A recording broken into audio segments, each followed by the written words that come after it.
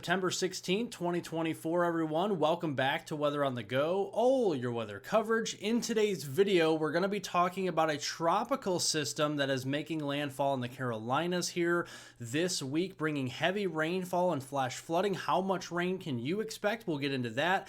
And a big weather pattern change across North America this week will mark the beginning of the second severe weather season as we go through this week. And we're going to show you areas that could be impacted by severe weather this week in the video, and much more in the long range forecast. So if you are new to the channel, make sure to subscribe to the channel down below for the latest weather information right at your fingertips. Whether it's a video, a live stream, make sure to turn on all post notifications for those. Make sure to press the like button, the thumbs up button down below. It helps out more than you know. Also, leave any comments, questions, and concerns below. We'll get to those after the video. So this morning, temperatures very pleasant across the United States and southern Canada.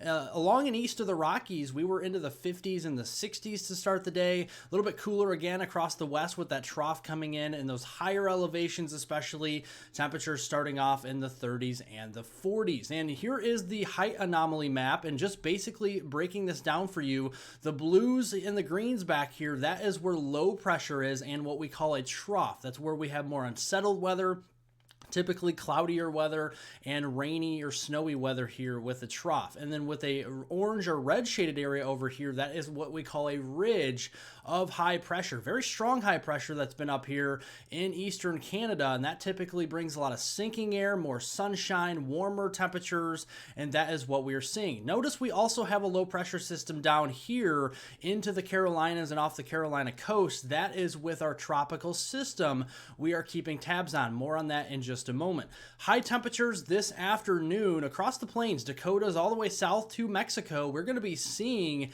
temperatures into the 80s and 90s this afternoon. A lot of 80s over here in the Midwest and the Ohio Valley as well. A little bit cooler with that tropical system and influence of cloud cover across the east, especially the mid-Atlantic. We may be in the 60s, 70s this afternoon, limiting some of that sunshine, heating up the ground. And then across the west, we are seeing some cooler weather with the unsettled conditions with the trough, and that means temperatures out here will also be cooler this afternoon. Now, talking about our tropical system for today, this is a potential tropical cyclone 8. At least that's what the National Hurricane Center in Miami, Florida labels it as here, as a 50-mile-per-hour system moving north-northwest at 5 miles per hour. And this is going to make inroads into the Carolinas as we go through today, tomorrow, and into Wednesday. So let's track this for you.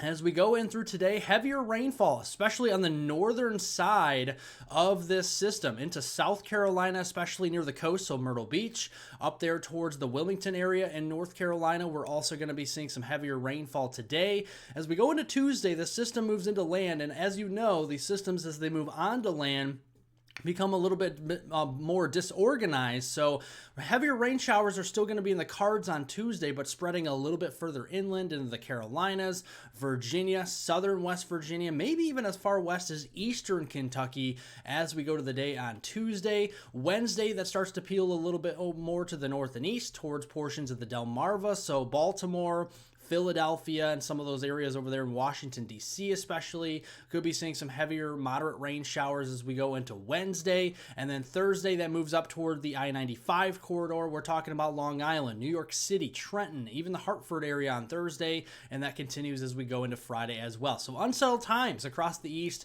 going through the week, going through Saturday, September 21st. This could initially be producing some flash flooding rains. Wilmington, North Carolina in particular, looks to be the zone where we could see over 8 inches worth of rainfall going through Saturday, even inland all the way over toward Asheville, North Carolina, into the Knoxville region here, into the Raleigh area, Richmond, Virginia. We're going to be seeing a couple of inches of rain on the order of 1 to 2, even 3 inches as we go through the weekend. And of course, that could lead to some flash flooding. Looking longer range into the tropics, it does look like the main development region as these tropical waves come off of the African coast and into the open waters here and make a run towards the Caribbean and the Yucatan, maybe the southern Gulf of Mexico or the Bay of Campeche as we go into especially the last week here of September, but the first few days or the first week of October. So we'll keep you updated on that.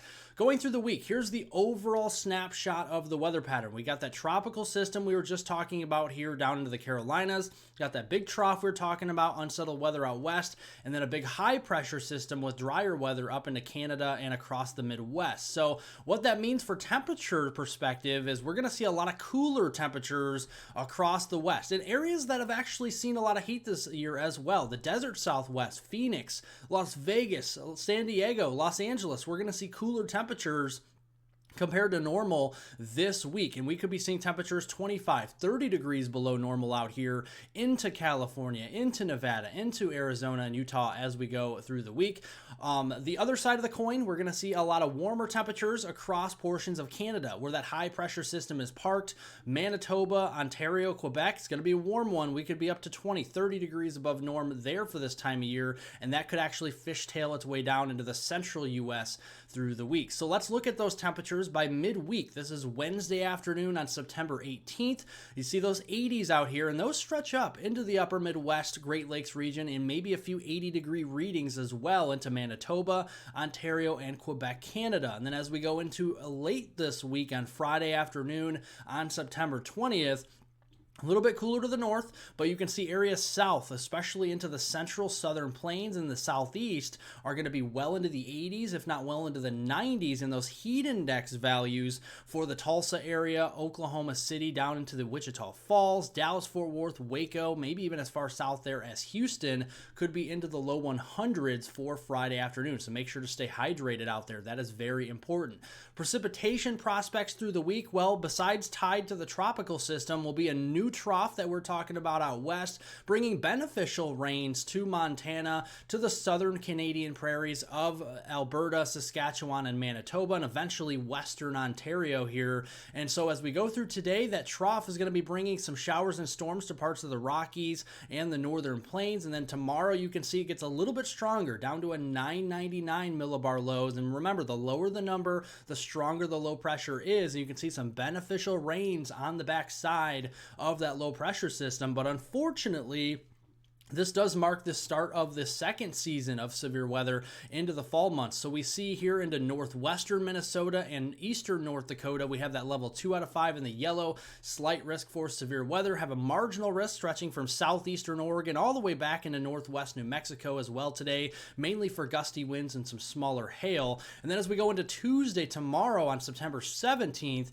we have a couple slight risks, one up here into northeastern Montana, another one into the Nebraska Panhandle down into northeastern Colorado. So we'll be keeping an eye on that for tomorrow. Mainly damaging winds and hail. The tornado risk is low, but it's non-zero. So we'll keep an eye on that. Going into midweek on Wednesday, this is an occluding low pressure system down to 990 millibars, continuing to pump the moisture across Montana. Beneficial rains over here. We got that swinging cold front through the northern and central plains, and then as we go into Thursday, that system will kind of become a little bit weaker as it moves up into Saskatchewan, Manitoba, trailing cold front still with it, and then on Friday, a lot of that moisture either moves up into Canada or kind of gets overcome by the dry air, and Friday looks like a pretty dry day for most of the United States. Here's the rainfall as we go through the week between today, Monday, September 16th, and Friday, late in the week on September 20th. Heaviest of the rain from portions of southern Alberta, southwestern Saskatchewan, and into central and western Montana. We could be seeing areas that could see up to 6 inches worth of rainfall in pockets up here, so that's some beneficial rains. Obviously not drought-busting rains, but it definitely will help out in alleviating the drought. We'll also get some help with moisture across the upper Midwest, but over here, it'll be a little bit more sporadic, so we'll keep a very close eye on that for any flash flooding concerns. Looking here at the long range going into the next week time frame and really rounding out the month of September, we're going to see that high pressure system really just dominate across the Great Lakes region and southeastern Canada, bringing well above normal temperatures for late September standards. That will continue really all across the United States above normal, and then it looks to dry out. So after we see that soaking rain across Montana and the parts of the Pacific Northwest this week, In the wake of that system, we're actually going to be drying out, and a lot of that precipitation will either be moving into the upper Midwest or the Southeast. And some of this, again, could be tropical induced for the Carolina coast, for coastal Georgia and Florida. And then we'll see a little bit drier times as well for the Northeast and New England for the end of September. Thank you all for watching. Make sure to subscribe to the channel down below for the latest weather information right at your fingertips, whether it's a video, a live stream. We got you covered here. And make sure to turn on all post notifications so you get those videos or live streams here in the future. I definitely appreciate all the new subscribers, all the old subscribers and supporters. Make sure to press the like button, the thumbs up button down below. It goes a long way in helping out as well. Make sure to leave any comments, questions, and concerns below. We'll always get to those after the video, and I hope everyone has a wonderful rest of their Monday out there.